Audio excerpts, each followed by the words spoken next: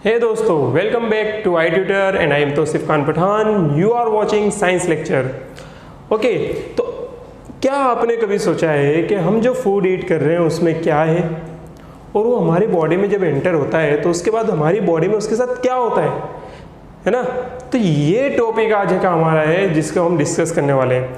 ये टॉपिक बहुत ही इंपॉर्टेंट है, 10th स्टैंडर्ड का सबसे इंपॉर्टेंट टॉपिक है, सबसे मोस्ट फेवरेट टॉपिक है। ठीक है, ये टॉपिक थोड़ा लेंदी है लेकिन इसका मतलब ये नहीं कि बहुत ज़्यादा डिफिकल्ट है। बहुत ही इजी है, बहुत ही सिंपल प्रोसेस है। बस आपको उसको लाइन बाय लाइन उसको याद रखना है। ठीक है, तो सबसे पहले हम स्टडी करते हैं जो फूड हम ईट कर रहे हैं वो क्या है। जो फूड हम ईट कर रहे हैं उसमें डिफरेंट टाइप के कंपोनेंट्स अवेलेबल है। वो बहुत ही एक कॉम्प्लेक्स मटेरियल है। ठीक है, जो one kind of chemical material है जिसमें बहुत सारे अंदर सब्सटेंसेस अवेलेबल है। For example carbohydrate, fat, protein, vitamins, minerals, roughage and water. तो जब ये फूड जो हम ईट कर रहे हैं इसकी जो डिफरेंट कंपोनेंट्स है वो हमारी बॉडी में डिफरेंट वर्क करते हैं। फॉर एग्जांपल कार्बोहाइड्रेट जैसे हमारी बॉडी में आता है तो वो हमारी बॉडी को एनर्जी प्रोवाइड करता है। इसके अलावा फैट वो भी हमारी बॉडी को एनर्जी प्रोवाइड करता है। प्रोटीन हमारी बॉडी के मसल्स बिल्डअप के लिए प्रोटीन बहुत ही नेसेसरी है। इसके अलावा विटामिन्स हमारी बॉडी में डिफरेंट बायोकेमिकल रिएक्शंस होते हैं। वो बायोकेमिकल रिएक्शंस को प्रॉपर रेट पे परफॉर्म करने के लिए हमारी बॉडी को विटामिन्स एंड मिनरल्स की रिक्वायरमेंट होती है। इसके अलावा रफेज का हमारी बॉडी में कोई भी इंपॉर्टेंस नहीं है लेकिन वो हमारे डाइजेस्टिव सिस्टम की कैपेसिटी को इम्प्रूव करने के लिए ज़रूरी है। And water, you know 90% of our body is made up of water including blood जो है उसके कंपोजिशन में, मसल्स के कंपोजिशन में, टिश्यूज़ के कंपोजिशन में वाटर बहुत ही इंपॉर्टेंट रोल प्ले करता है। ओके, तो ये था फूड। अब ये फूड जो है ये सब चीज़ों का मिक्सचर है। ओके, अब हमारी बॉडी ये सब चीज़ों को सेपरेट करती है। सबको पहले फूड में से ये सबको सेपरेट करती है, ब्रेक डाउन करती है फूड को और उसको सब चीज़ों को सेपरेट करती है जिससे सबका अलग अलग यूज़ किया जा सके। तो ये जो प्रोसेस है breaking down of food into simpler substances, simple substances में ब्रेक डाउन करके सेपरेट करना, उसे कहते हैं डाइजेशन। तो डाइजेशन के बाद ये डाइजेशन हमारी बॉडी में एक लॉन्ग ट्यूब लाइक स्ट्रक्चर में होता है जिसे कहते हैं एलिमेंट्री कैनाल। एलिमेंट्री कैनाल के बहुत सारे कंपोजिशन है जिसे आपको लाइन वाइज लर्न करना है। फर्स्ट, जैसे जब हम फूड ईट करते हैं तो उसे हम कहाँ रखते हैं ईट करने के लिए? यस, तो फर्स्ट ऑर्गन जो एलिमेंट्री कैनाल का है वो है द माउथ। ठीक है, इसे यहाँ पर मैं लिख देता हूँ 1, ये है माउथ। ठीक है, जिसे हम नॉर्मली माउथ कहते हैं लेकिन साइंटिफिकली या तो बायोलॉजिकली इसे कहा जाता है बक्कल कैविटी या तो फिर माउथ कैविटी। ओके, चलो इसके बाद फूड यहाँ से एंटर होता है into second composition, second organ name oesophagus.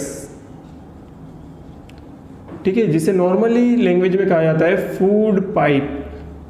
Okay, third जो है ये जो है थर्ड, यहाँ से अब हमारा डाइजेस्टिव सिस्टम स्टार्ट होगा। जो कि डाइजेस्टिव सिस्टम ये जो थर्ड है वो हमारी बॉडी की एब्डोमेन कैविटी में प्रेजेंट है।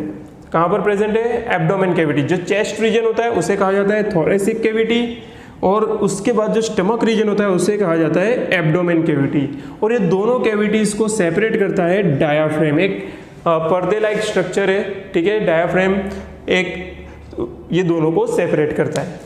तो फूड सबसे पहले एंटर होता है माउथ में, वहां से आता है इसोफेगस। इसोफेगस के बाद फूड एंटर होता है into third organ called stomach. Okay, third organ के बाद फूड एंटर होता है into fourth organ name small intestine.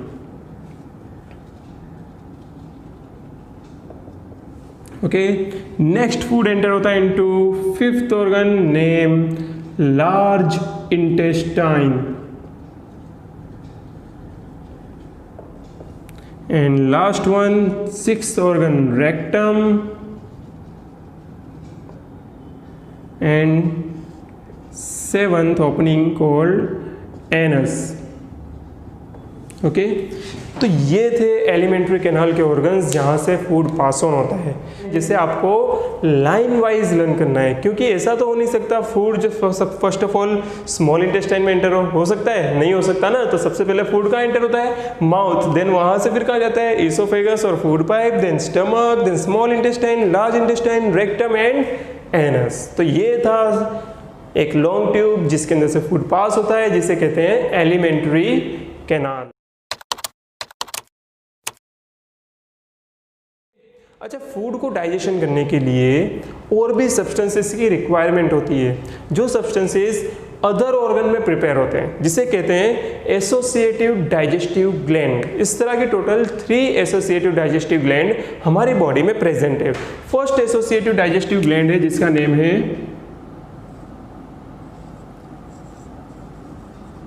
Salivary gland. Okay, first associative digestive gland salivary gland, जो चिन रीजन के पास होती है। सेकंड जो है वो है लीवर, ठीक है, और इसी के साथ अटैच होता है गॉल ब्लैडर। थर्ड जो है वो है पेनक्रियास। ये तीनों एसोसिएटिव डाइजेस्टिव ग्लैंड अपनी अपने ग्लैंड में एक एंजाइम प्रोड्यूस करते हैं और उसे एलिमेंट्री कैनाल में पास ऑन करते हैं, जिसकी वजह से फूड को डाइजेशन में हेल्प हो। तो आइए स्टार्ट करते हैं process digestion in human being.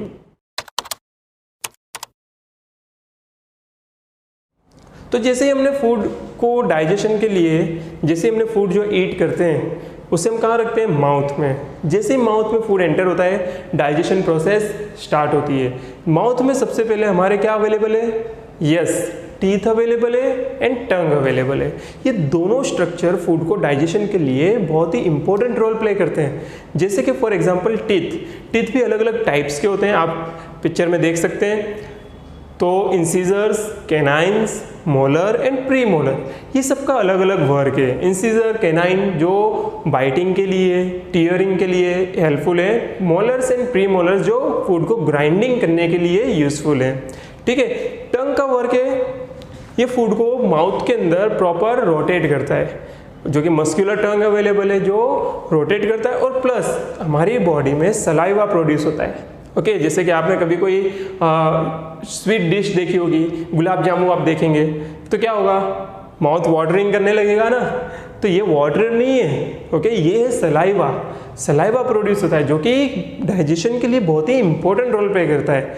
तो टंग का वर्क है, फर्स्ट वर्क फूड को रोटेट करना, सेकेंड वर्क है सलाइवा के साथ प्रॉपरली मिक्स करना। ओके, थर्ड यहाँ पर आता है सलाइवा। सलाइवा एक्चुअली में माउथ में प्रोड्यूस नहीं होता, वो प्रोड्यूस होता है इन सैलिवरी ग्लैंड। ठीक है, सैलिवरी ग्लैंड में प्रोड्यूस होता है और सैलिवरी ग्लैंड में से वो रिलीज होता है इनटू माउथ। माउथ में जैसे ही रिलीज होगा वो अपना वर्क करना स्टार्ट करेगा। सबसे पहले फूड को कर देगा सॉफ्ट, जिससे वो एलिमेंट्री कैनाल में आगे मूव हो सके। ओके, सेकेंड ये वर्क करेगा, इसके अंदर एक स्पेशल केमिकल सब्सटेंस अवेलेबल है जिसे कहते हैं एंजाइम, जिसका नेम है एमाइलेज। ये एंजाइम एक पर्टिकुलर केमिकल सब्सटेंस होते हैं जो एक पर्टिकुलर वर्क करते हैं। जैसे कि ये जो एमाइलेज एंजाइम है वो फूड का डाइजेशन स्टार्ट करेगा। हमने स्टडी किया था फूड के अंदर बहुत सारे कंपोनेंट्स अवेलेबल है, carbohydrate, protein and fat, vitamin, mineral and roughage and water, जिसमें से कार्बोहाइड्रेट, फैट एंड प्रोटीन जो कि बहुत ही कॉम्प्लेक्स मटेरियल है, इसे इसके सिंपल फॉर्म में कन्वर्ट करना बहुत ज़रूरी है। तो ये एमाइलेज जैसे ही रिलीज होगा सलाइवा के साथ, वो कार्बोहाइड्रेट को ब्रेक डाउन करना स्टार्ट कर देगा। ओके, और ब्रेक डाउन करेगा कार्बोहाइड्रेट इनटू माल्टोज, जो कि कार्बोहाइड्रेट का सिंपल फॉर्म है, लेकिन एकदम सिंपल नहीं है। ओके, अब हमारे जो फूड है जो हमने माउथ में कितने टाइम तक रखते हैं? मैक्सिमम 1 और 2 मिनट, तब तक ये डाइजेशन कंप्लीट नहीं हो पाता। ठीक है, उसके बाद हम करते हैं स्वेलो। तो ये सलाइवा फूड को सॉफ्ट कर रहा था, जिसकी वजह से फूड को हम स्वेलो कर सके। ओके, और वो एलिमेंट्री कैनाल में इजीली पास ऑन भी हो सके। ओके, अब फूड स्वेलो होने के बाद एंटर होता है into oesophagus. Second alimentary organ oesophagus. देखिए ईसोफेगस में कोई भी डाइजेस्टिव प्रोसेस नहीं होती, ओके। वो सिर्फ वर्क करता है, फूड जो माउथ में अवेलेबल था उसे वो कैप्चर करता है, होल्ड करता है, जैसे ही स्वेलो करेंगे हम, और वहाँ से पेरिस्टेटिक मूवमेंट के थ्रू उसे धीरे धीरे थोरेसिक कैविटी से होते हुए डायग्राम में से पास ऑन करके स्टमक में रिलीज करता है। तो ये एक ऐसी लॉन्ग पाइप है जो कनेक्ट करती है माउथ एंड स्टमक। यहाँ पर कोई भी डाइजेस्टिव प्रोसेस नहीं होती। नेक्स्ट है स्टमक। फूड जैसे स्टमक में एंटर होगा तो स्टमक जो है वो जे लाइक शेप का है, मस्क्यूलर बैग है, ओके। इसकी वॉल जो है, इनसाइड की वॉल है, उसके अंदर गैस्ट्रिक ग्लैंड अवेलेबल है। ये गैस्ट्रिक ग्लैंड एक special juice, gastric juice produce करता है। जैसे फूड स्टमक में एंटर होता है, गैस्ट्रिक ग्लैंड में से गैस्ट्रिक जूस रिलीज होना स्टार्ट हो जाता है। ये गैस्ट्रिक जूस के अंदर 3 कंपोनेंट्स होते हैं। First one hydrochloric acid, second inactive pepsin and third one mucus. ये जो हाइड्रोक्लोरिक एसिड है, इसके बहुत जैसे ये रिलीज होगा, सबसे पहले जो मीडियम है उसे वो कर देगा acidic. That means acidic medium बन गया। पूरी बॉडी में सिर्फ एक ही प्लेस ऐसा है जहाँ पर एसिडिक मीडियम है, वो है स्टमक, ठीक है। अब सेकेंड मीडियम एसिडिक हो गया तो फूड के साथ जो माइक्रो ऑर्गेनिज्म, बैक्टीरिया, वायरस, ये सब जो आया था वो सब ये एसिडिक मीडियम में डिस्ट्रॉय हो जाएंगे, ठीक है। थर्ड इसका वर्क है, जो पेप्सिन जो रिलीज हुआ है, गैस्ट्रिक जूस में पेप्सिन जो रिलीज हुआ है उसे ये करता है एक्टिवेट, ओके। तो ये थे important of hydrochloric acid in stomach, okay.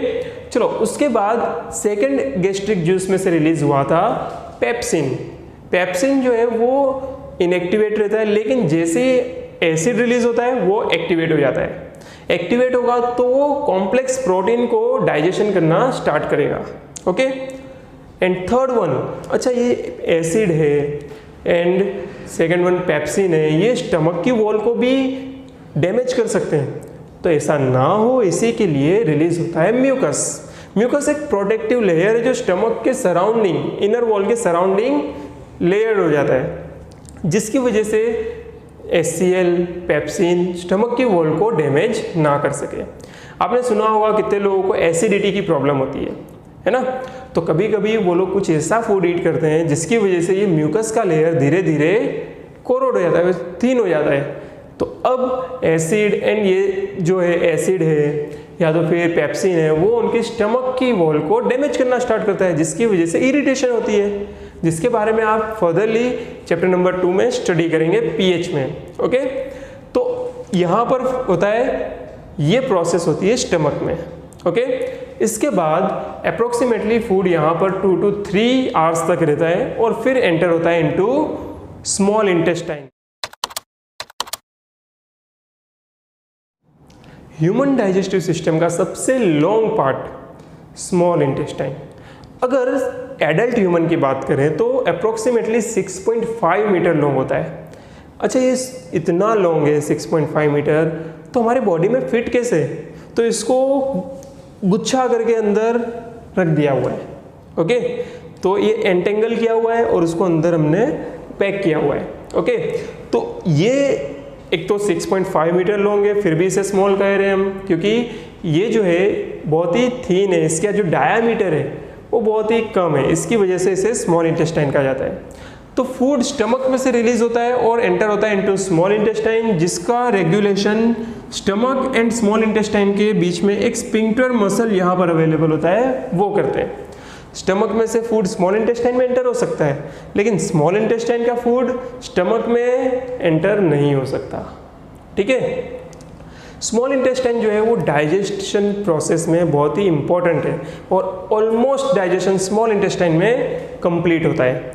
यहाँ पर डिफरेंट डाइजेस्टिव ग्लैंड्स के सिक्रेशन रिलीज होते हैं, जैसे कि liver and pancreas.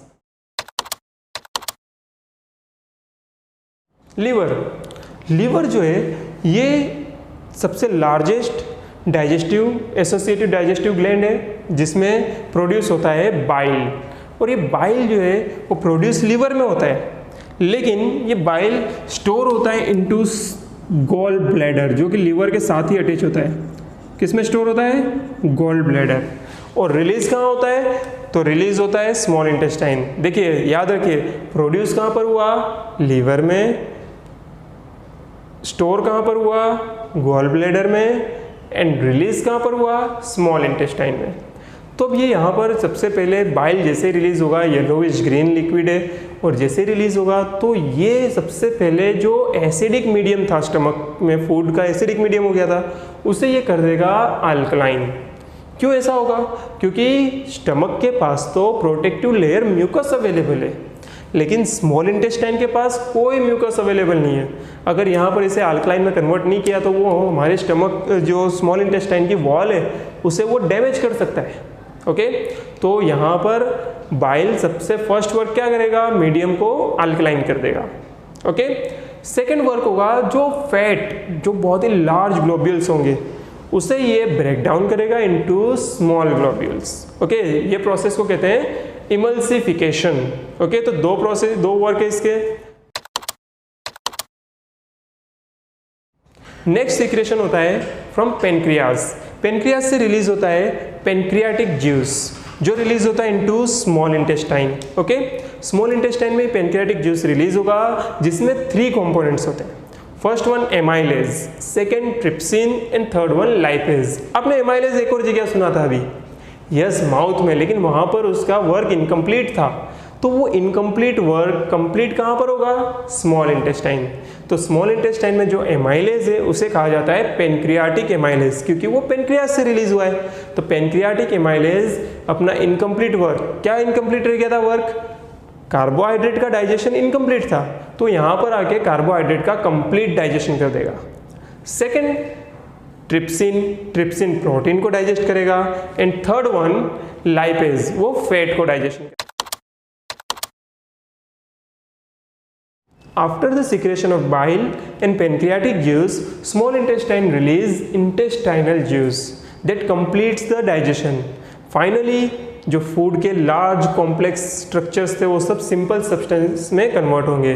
For example carbohydrate वो कन्वर्ट हो जाएगा इनटू ग्लूकोज, प्रोटीन कन्वर्ट होगा into amino acid, and fat convert होगा into fatty acid and glycerol. तो अब जितने भी कॉम्प्लेक्स स्ट्रक्चर्स थे वो सब सिंपल स्ट्रक्चर में कन्वर्ट हो चुके हैं और रेडी है ब्लड के अंदर ऐड होने के लिए। अब यहाँ से फूड स्मॉल इंटेस्टाइन के सेकेंड पार्ट में एंटर होता है, जिसे कहते हैं जिजेनम एंड एलियम। वहाँ पर finger like projection, Willey present है।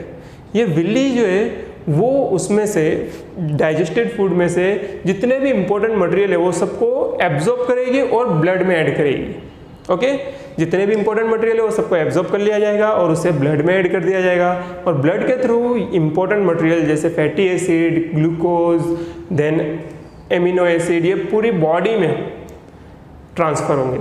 ओके, अब इसके बाद जो फूड जिसमें water, minerals and undigested roughage बचा हुआ है वो एंटर होगा into next organ called large intestine. Large intestine, जैसे फूड यहाँ से undigested food, minerals and water large intestine में एंटर होते हैं, लार्ज इंटेस्टाइन में भी विली लाइक स्ट्रक्चर्स अवेलेबल है जो फूड में से वाटर एंड मिनरल्स को एब्जॉर्ब कर लेते हैं। उसके बाद जो अनडाइजेस्टेड फूड है वो यहाँ से स्टोर होगा इनटू रेक्टम और एनएस के थ्रू बॉडी से थ्रो आउट हो जाएगा। तो दोस्तों ये थी कंप्लीट डाइजेस्टिव प्रोसेस। अगर आपको ये वीडियो अच्छा लगा है तो आप प्लीज़ लाइक कीजिए और आई ट्यूटर को सब्सक्राइब करना ना भूलिए। Thank you for watching, keep watching I tutor.